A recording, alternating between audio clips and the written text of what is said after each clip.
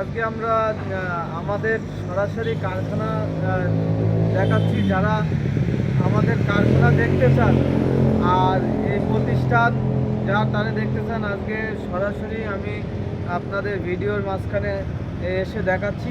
এটা আমার প্রতিষ্ঠান।